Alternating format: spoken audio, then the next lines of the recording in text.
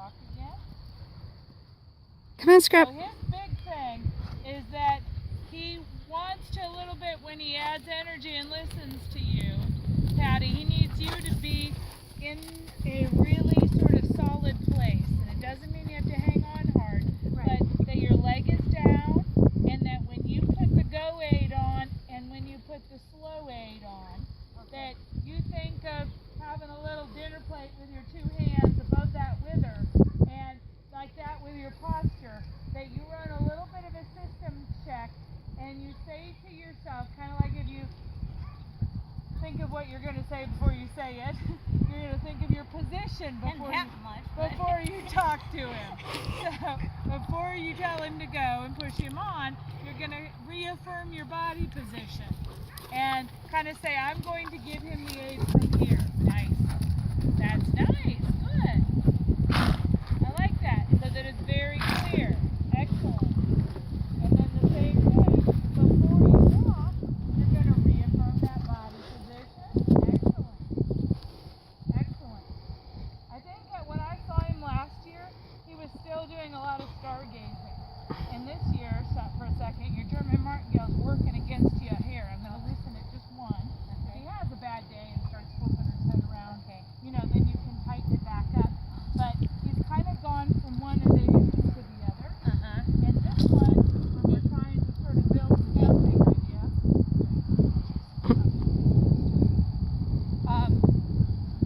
this might be a little better one for now. Scrappy. You know, because when you put that aid on, he's a traffic cone, just go around. It's after 5 o'clock, you know. Yeah. He starts getting, Apparently he knows. he thinks I ought to be done. He has an internal timer. Yeah, I can move my head. I'm going to toss her. Good. Good, Patty. Nicely done. Very good. Okay, and then back to walk again. Excellent. That doesn't matter to me. Change direction. So when he does all of his little extra bit, whatever the horse going by, whatever that is, right? You know, you stay consistent on the length of your rein. Come on, And Scrap. you try to quietly keep putting his head on straight. You know, that part where you feel like you can put Good his ear boy. right in front of your body and right in front of his withers like a gun sight. So you keep those two ears right there. So when he starts all that sideways wiggling stuff, I want you to think of him like the head and neck as being a rudder, even though it's a backwards thing, but it's got to be pointed where you want to go. So you put those ears in front of your body at all times. I like it. That was a nice transition. Good. Good. Super in that trot. That's a better place for him to travel right there. Very good. So when you get ready to slow it up and come back to the walk, same thing here. All the way back to the walk. Good job. Okay, let's go just a hair shorter on the rein without necessarily feeling like you have to be tight all the time. But what I'm looking for is when you're trotting and you're trying to keep him at a steady pace, I want you to think of, instead of your body having to move a lot to affect him, I want you to keep yourself like that, like you are now on a line, and you just the tiniest little thigh squeeze, and think of your hand like his neck is piano keys, and if you need to check him, maybe you're moving one piano key back at a time and giving it a squeeze release. Okay?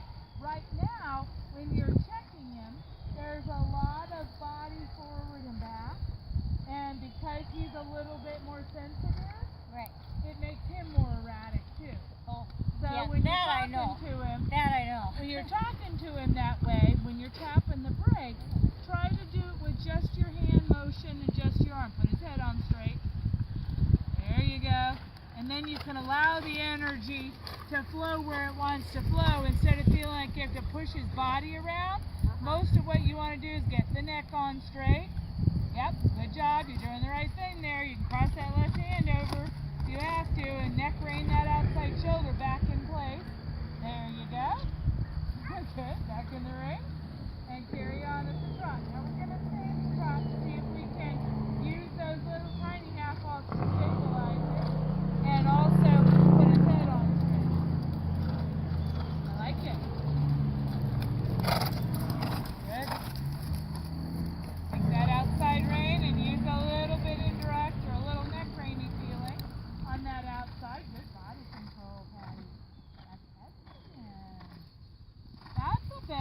rhythm. Good. On this side where he thinks about home a little, you know, instead of leaning to the right, take your right hand out, inside hand towards me, just a little opening range. Yeah, feel how that moves his shoulder? That was good. And you can use that along with a tiny little outside neck rein. So your outside rein comes towards me and your inside rein comes towards me. Atta girl, good. So you don't have to use a lot of foot that lines him up. Because he doesn't need any more energy there, right? You know, what he needs is for you to be able to guide his withers like a shark fin around that turn. So you got to kind of take your two hands and take that shark fin towards me. That's it. Good. Let's go down the long wall of the dressage arena. You're going to go all the way around and then change directions on the long diagonal.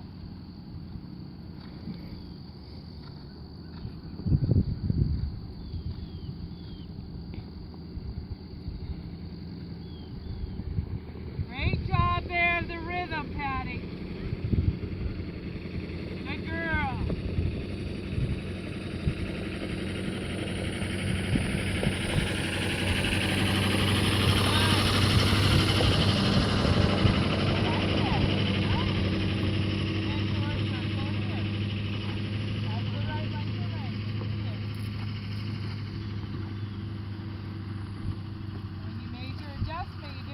Of keeping your body steady.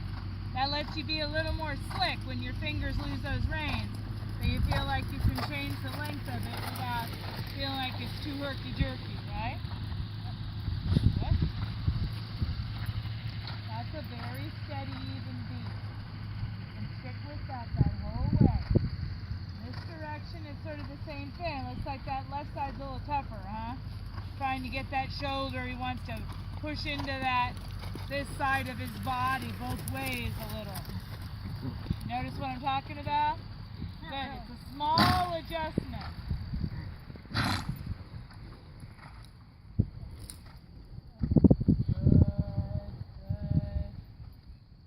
Good boy. All right, now what I want you to do is inside this trot, I'd like to see you pick up the pace a little bit on your dime. You decide and you say, all right, we're going to trot a little bigger. And go to where you can be smooth when you let him trot on. And then we'll try to throttle back a little bit in a smooth way.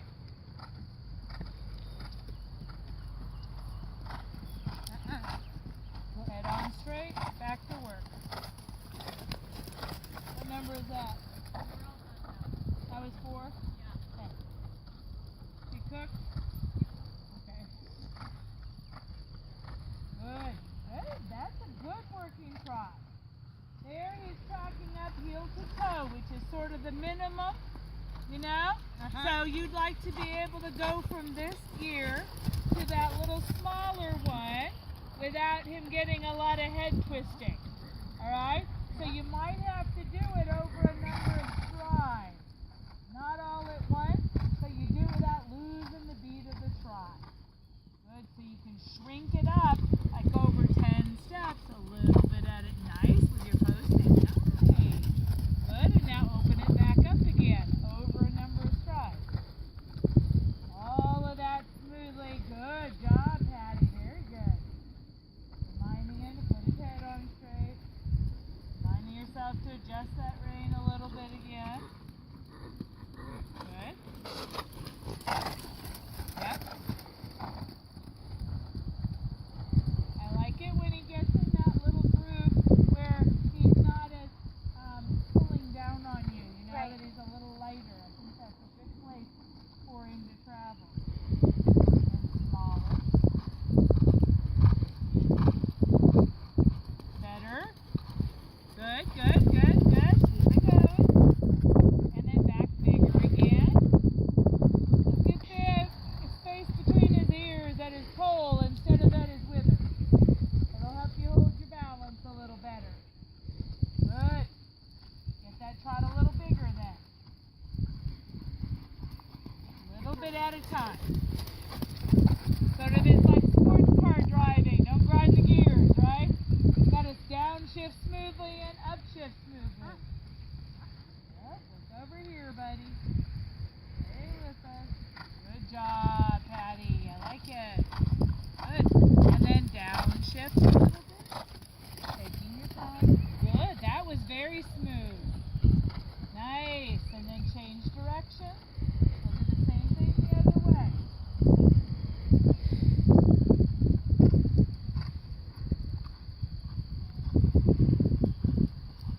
Good try. I like that friendly feel at the end of the ring. Where he's there but not as much pulling.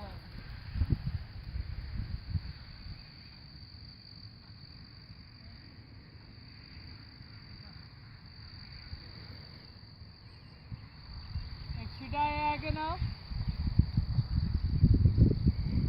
That's it. See if you can let him open up his stride on this long wall a little, but over a number of steps.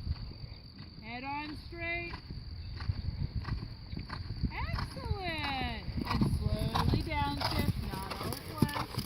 Tap the brakes, tap the brakes.